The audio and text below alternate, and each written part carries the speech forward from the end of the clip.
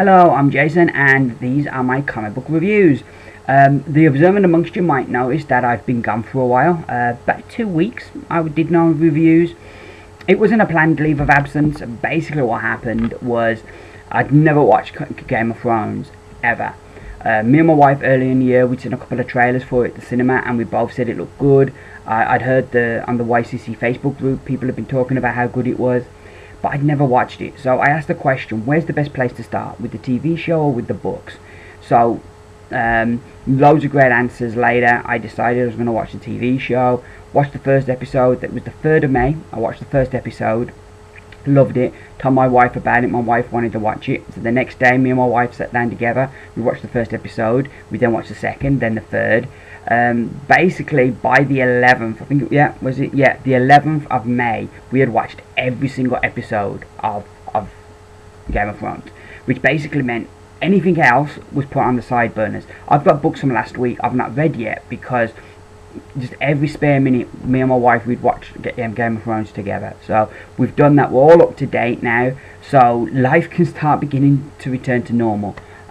Bloody love Game of Thrones though, wish I'd got into it sooner, but it's been great to be able to catch up on it like this and to watch it all in one go. It kind of makes it difficult this week because we're so used to seeing an episode and watching the next one. Now we have to wait a week. It's kind of a bit frustrating, but it's a great show, and if you've never watched it, don't be put off with that. It's kind of like a fantasy sword and sorcery kind of deal. Don't be put off by that, because with any great TV show, it's the interactions, it's the good stories, it's the characters that you can relate to and care about, and I think that's the thing that Game of Thrones has got done really well.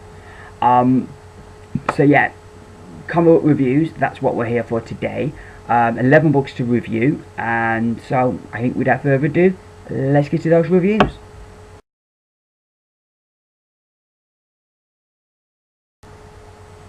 So first up this week we have All New X-Men issue number 27. This was a book I dropped just after Battle of the Atom. I just was very dissatisfied with how that event ended, and I dropped a bunch of X-Men books around that time. This issue I picked up, strangely enough, because it had that Brotherhood of Evil Mutants from the future.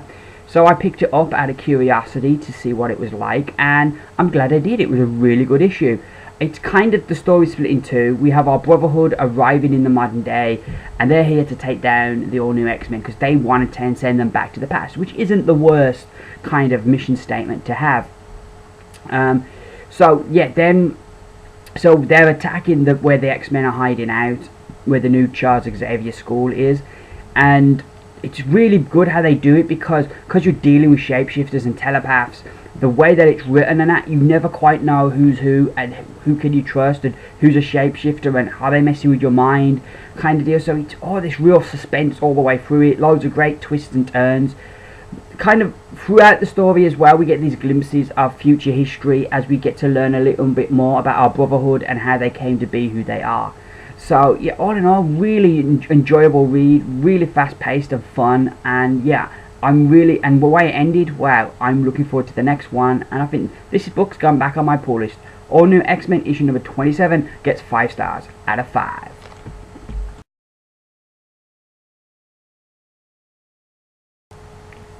So next up we have a book from last week. It is Earth 2 issue number 23. I initially dropped this about 4, maybe 5 months ago.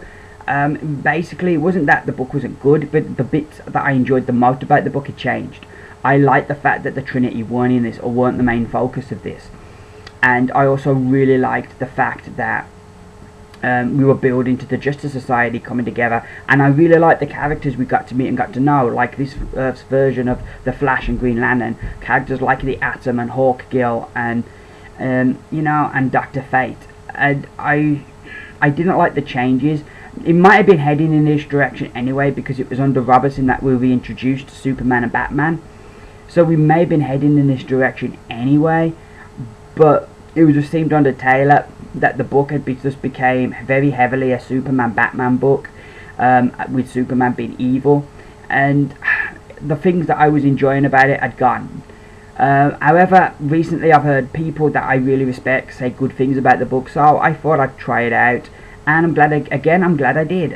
This was another really fun issue, really easy to follow and get into, because like I say, I hadn't bought it for about 4 or 5 months, but the story was really easy to pick up and get into. There's kind of a bit of a butting heads between Green Lantern and Batman, as they both kind of are that kind of alpha male character who want to be in charge. So there's a bit of butting heads as they kind of disagree with what they should do.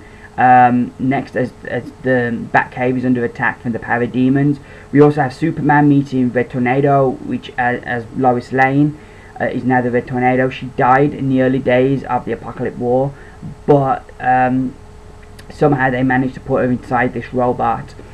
I don't know if it's her brain or her consciousness, but she is now the Red Tornado, and Superman takes her home to meet the Kents, and he's still evil, and you can see the Kents are terrified of him, and that whole scene plays out really nicely.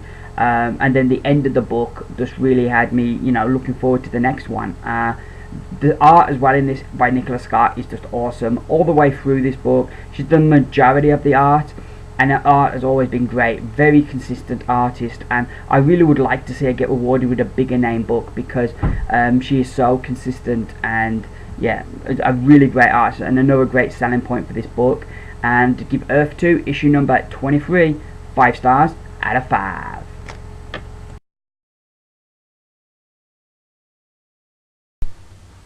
Next up for review from Marvel Comics, we have issue number 1 of The Deadly Hands of Kung Fu.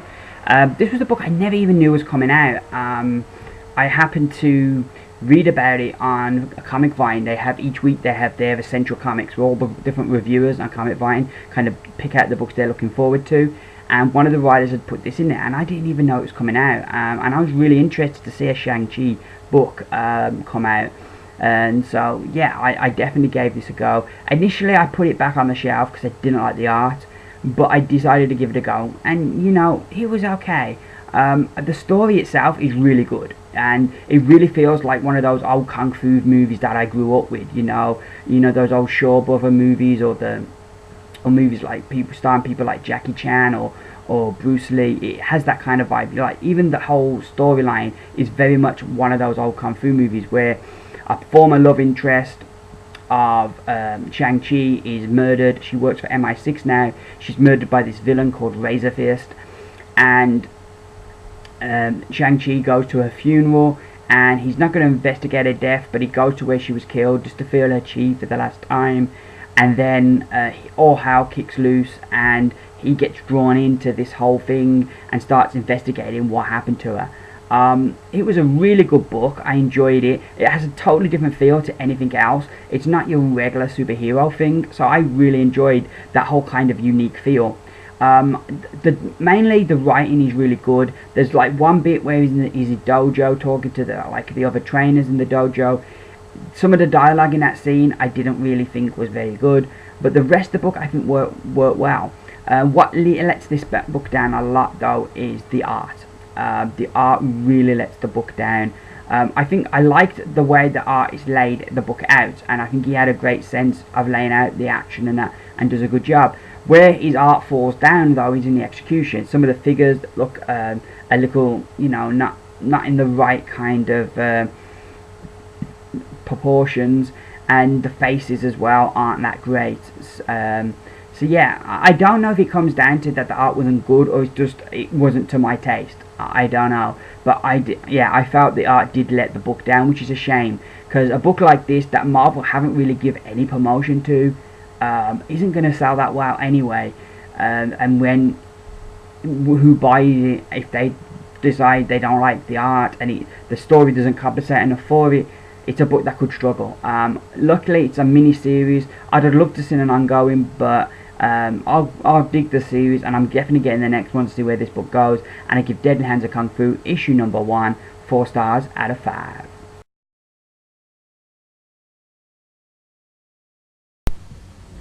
So next up for review is Iron Man issue number 25. This continues the whole Malekith kind of storyline, where Iron Man Malekith has got a couple of the rings of the Mandarin. He wants all of them, so he's going around killing the different ring holders, and Iron Man's trying to stop him, and has gone in undercover because he can't involve Thor, because it would lead to kind of a big incident for Asgard to be attacking the Dark Elves, so he's gone in himself. The majority of this issue is Iron Man kicking ass, and it's really, in that context, it's really good, and there's some really good character moments for Tony Stark as well, so that was really cool.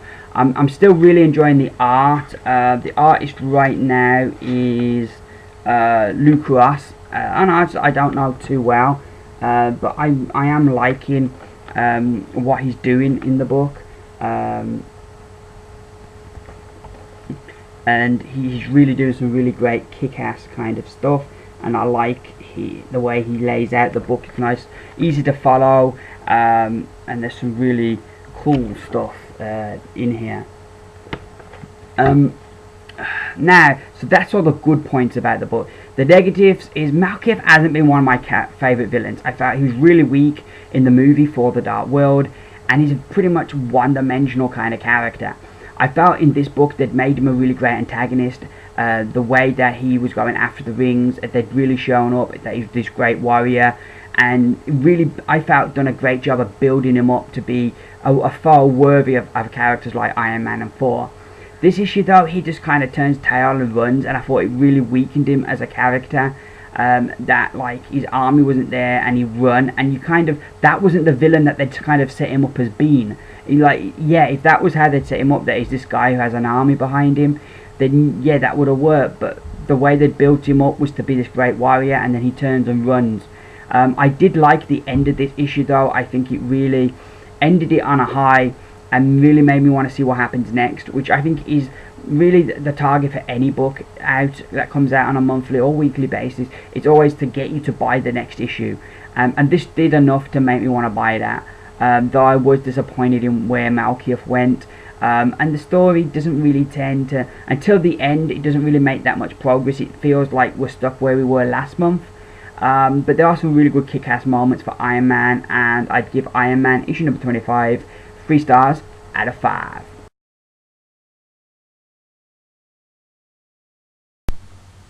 Next up, we have another Marvel book for review, as we have Captain America issue number 20, which is part 4 of the Iron Nail. First thing first, I really want to praise the art on this book. It's done by a guy called Nick Klein, who I had not heard before he started working on this book. But just the way he's drawing, there's almost in some ways a kind of retro-y kind of feel to how he draws. But together with the colours of Dean White, they're just really creating some great art in here that I'm really loving. You know, just the way that it's all laid out. Oh yeah, I'm really liking this Nick Klein. Really doing a great job with the art here, and makes the book great to look at. Story-wise, Rick Remender remains his crazy best. The way that Iron Nail is trying to bring down S.H.I.E.L.D. From within and exposing their secrets, and the end of it, you'll either really love or you'll find a bit silly, but it really ups the stakes once again for the next issue. Just as you think Captain America may have got the upper hand, again the stakes get risen. I'm really enjoying this. It's been a lot of fun, and I continue to really enjoy this, and I give Captain America issue number 20 5 stars out of 5.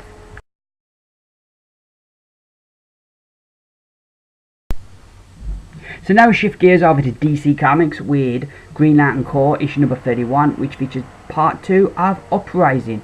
This issue is the big jailbreak, end of the first part of Uprising. The Green Lanterns realised that some of the people within the Green Lanterns were shapeshifters, and that they've got rid of them now, and they have to find out where the original guys are and break them out, and that's what this is. Along the way there were some twists and turns, as there's other people that the Durlans have imprisoned, and as we get them and it's explained who they are, by the end of the issue it kind of sinks in what the Durlans' overall plan is and how they're looking to take down the Green Lanterns. This was just another really great issue, loads of great action, really enjoying the art as well by Bernard Chang, and so far this Uprising story has been pretty good, with 2 really strong parts. The art overall, like I say, I'm really enjoying. I think there's some great stuff. The colorist is the same colorist from Green Arrow, and he tries sometimes, like there you see how it's colored in there, that like the panel as you go along. We have normal color, then it does the red and the white. It doesn't always work. It's not too bad, this issue, but that doesn't always work. He doesn't always pull it off. He tries to make it too much like the way he colours Green Arrow, but he's working with a completely different artist. Other than that's my only gripe, but this issue, that wasn't too much of a factor. The story is just excellent. If you like your Green Lantern, this is definitely a story worth picking up because it's been great so far, and I give Green Lantern Corps issue number 31 5 stars out of 5.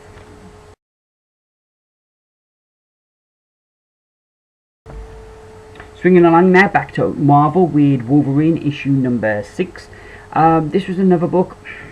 It was a bit of a strange one. I couldn't quite grasp what it is they're after. I realised there's some object, something that they're after to get before Sabretooth gets it. But I didn't quite get what it was, and even though they did explain it, it didn't kind of quite sink in. I couldn't quite grasp what it is they're after. I just know they need to get to it before Sabretooth, and maybe that's the main gist you need. So that wasn't too clear. I did like the whole undercover business with the way that MI6 kind of dress up as bad guys so that they can take Wolverine in to kind of debrief him and then let the others rescue him. So I did like all that kind of jazz. That was really good. And I did like the art in this as well. Sandoval does a decent job with the art. I don't know if it's the same colorist, but it definitely still has the same feel as the previous artist, Ryan Stegman. So I don't know how much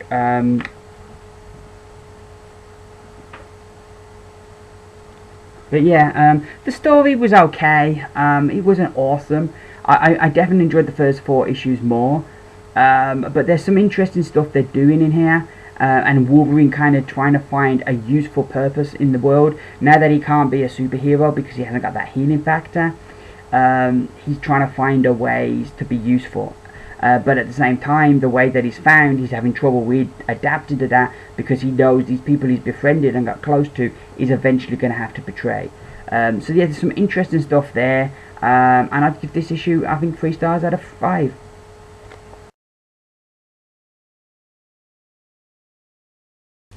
So my one and only book from Dark Horse next, it is Star Wars issue number 17. This was an excellent issue. I really enjoyed this. The basic premise is that this planet that are hiding the rebels because the prince is going to marry Princess Leia, they basically are going to betray the rebels and sell them out to the Empire with the hope that they'll become this big force in the galaxy helping the Empire. So Luke kind of gets the gist of this plan when the people he's with turn on him to take him out.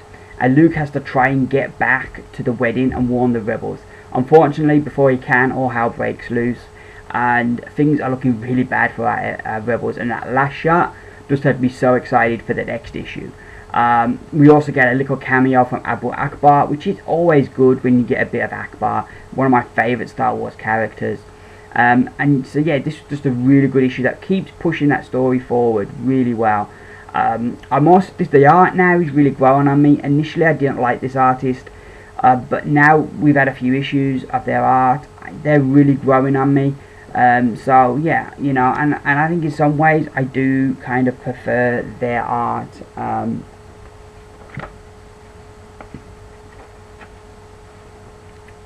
You know, in some ways I do enjoy their art a bit more, you know, now that I've grown to appreciate it, you know.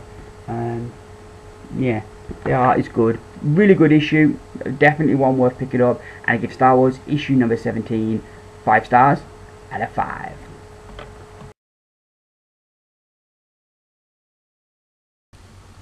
Well, there certainly seems to be a lot of Marvel this week, as next up's another Marvel book. It is Captain Marvel, in fact, issue number 3. I really like that cover.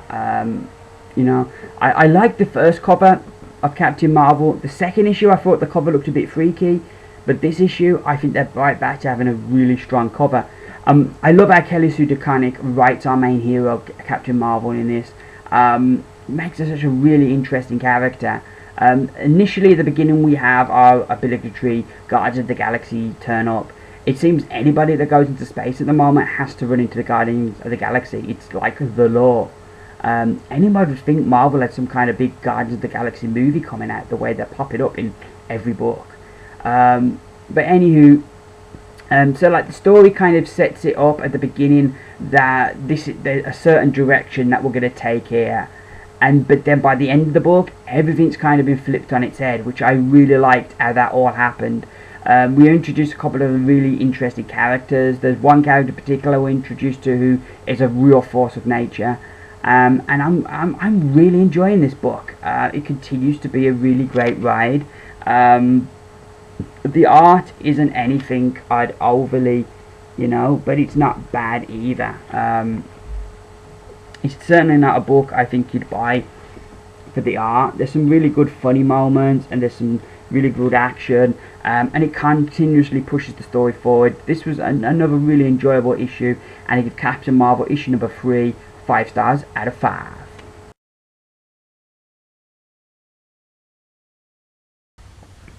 So our last 2 reviews this week are both DC books. First up, we have the New 52 Future's End issue number 2. Initially, I wasn't going to buy this series. I really like Batman Beyond, but I felt 1 weekly series was enough to be picking up, not 2. However, I really enjoyed the Zero issue that came out on Free Comic Book Day. So I decided to try out issue 1. I liked it, so I then decided to get issue 2. And so far, I'm really enjoying this story. The main thing happens in this issue. We have the funeral of Green Arrow, and we kind of, through the funeral and people memorizing kind of who Green Arrow was, we kind of get a bit of our future history, what's been happening in the 5 years that like this is set in the future. So we get kind of a glimpse of what's happened and how big of a part that Green Arrow has played in the DC universe in that time. We also have other stuff going on in the background with Lois Lane. We have this mysterious character show up who seems to be after Grifter, and we also have the Batman Beyond Batman kind of trying to carry out his plan in the present day. All in all, though, the book was good. It builds up really well, really intriguing. One of the things that it reminds me of is back they did a weekly book before called 52, and it reminds me of that book a lot, because a lot in ways that book was basically the year without the Trinity and how all these other heroes kind of stepped up. And this is very much like that, because Wonder Woman is at the funeral, but we don't get to see Batman or Superman, and it's very much kind of concentrating on other characters like Grifter, like Batman Beyond, like Firestorm, these characters that aren't usually front and center in these big stories. So that's something that I've really liked about it thus far. The art this issue, I thought they did a good job with the art. I did like where the art was going, and I think it's going to be an interesting thing. We do meet Mr. Terrific this issue, and he's a bit of a terrific dick. I didn't like him at all. But the art, yeah, like I say, it was good. We get to see some characters at the funeral that we're not kind of introduced to, so you're kind of looking at maybe there's going to be some more reveals in the future. And by the end, yeah, I like what's going on here, this book so far, and I like where they're going. And this was another fun issue, as it gave it a bit more of an emotional core, and I'd give Future's End issue number 2 5 stars out of 5.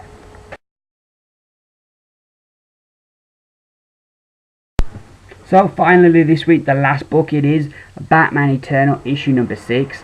I really don't like that cover. That cover should have been a warning, because it's a rubbish cover, and to be fair, this is a rubbish book. There are some good things they do here. I like the fact that we set up that this gang war that's going on is a distraction. I liked the idea that there's something bigger going on in the shadows. I also like the introduction of Batwing. I've never read Batwing. I don't know who the guy is. It was a good introduction and give you the gist of who he is. However, it didn't endear me. It didn't make me want to go out and buy a Batwing book. But at least it did introduce me to him. The problem I had with this book was the major disconnect. Is that like issue 4 we leave off. We've got Batgirl trying to prove her father's innocence, and she's got this big lead. We've got the Gotham police now are under the control of Falcone, and they are going to start hunting Bruce Wayne down. We've got Jim Gordon in Blackgate Prison, and he's a marked man. And we've got Stephanie Brown on the run and not knowing that she's walking into a trap. We've got these great cliffhangers, and then issue 5, we go introduce 3 new characters, but fair enough, Red Robin's at least picking up a crumb from issue 1, a forgotten plot thread, so I liked that. It still tied in, and it brought these 3 other characters into the book. But then this issue, again, it kind of like, this felt like a number 1, because again you're starting off the new story. And that would, for me, cause a major disconnect. And like, yeah, you've got a weekly book, you can have more characters, you can have more going on, because you can cover it all, it's a weekly. But I think when you look at a show like Games of Thrones, that has so many characters, so many plot threads, but every week they kind of balance it, so like, you might not see one character one week, but you'll see them the next. In this is 2 issues since we picked up from our main plot threads. I think they should have cut this down a little bit more, and maybe introduce these characters while keeping the current story going. But just the way they did it, for me, there was a major disconnect. Plus the story itself wasn't that great. The art I didn't enjoy either. So yeah, this was a really disappointing issue of Batman Eternal, and I would give issue number 6 a disappointing 2 stars. Well, we've come to the end of my video. Thank you very much for watching. The plan at the moment is I should be back on Wednesday with a haul video, and then I should be back some point over the weekend with a review video. A big week next week. I think I've got about 13 books I'm picking up, so it's a big week next week. At the moment I am thinking of maybe changing my review videos up a bit. Somebody's video who I admire a lot is Sleepy Reader 666. He has a fantastic way he does his videos. They're so chilled and so chilled out, yet at the same time he expresses his opinions so eloquent, and it jam-packed with really interesting stuff. And you know, I kind of looking at my videos, and I'd like to have that kind of chilled vibe, because with Sleepy and other people like Stephen McKee's another guy who does this really well. They're just like really chilled videos, and it's like you're just chilling with your broski, having a beer, talking comics, and I like that kind of vibe. Like, everybody has their own way of doing it, but I would like to get back to that. I think mine have become a bit too formal, too stuffy, and I kind of want to cut loose a bit more. But we'll see. You know, I have this every so often. I look at my videos and I think, how can I improve on what I'm doing? And at the moment, that's kind of where I'm thinking. But please, if you've got an opinion on how I do my videos, if you'd like to see me be a bit more chilled, or you like the way that I do it, please let me know. I always really love hearing people's opinions. So yeah, that's me pretty much done. Once again, thank you very much for watching. I should, fingers crossed, be back next week. I'm all up to date with Game of Thrones now, so it's time to get up to date with my comics. Hope you all have a great week. I've been Jason. This has been my comic book reviews. Bye for now.